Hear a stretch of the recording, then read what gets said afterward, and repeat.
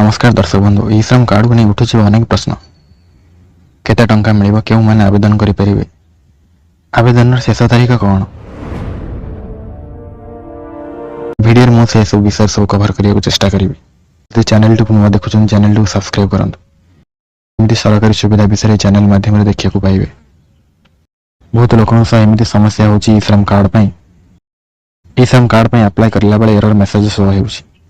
अथवा मोबाइल को ओटीपी आसुनी एमती असुविधा हेबार गोटे कारण एका समय बहुत लोक ई श्रम कार्ड पई आवेदन करूछंती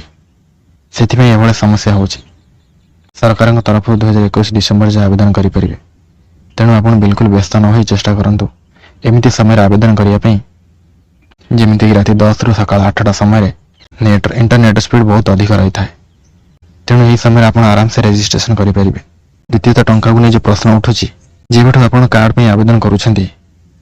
सेबेठु 2 लाख टंकार बीमा लाभार्थी नाम ऐड हो जाउछि जहाँकि प्रति वर्ष 12 टंका दे रिन्यू करने को पड़ो आवेदन प्रथम वर्ष सरकार निज तरफ 12 टंका ऐड करुछंती या मध्य यदि व्यक्ति कौन दुर्घटना आंशिक रूप से विकलांग हो जाउछि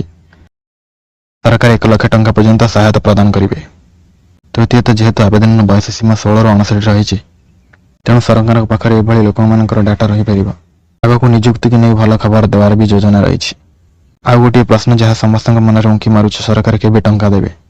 यही कार्ड केवल जरूरीकालीन परिस्थिति ही सरकार टंका देवे भविष्य में जो राज्य में बात्या बन्या मरुड़ी भली परिस्थिति देखादेव ई श्रम कार्ड धारी मानू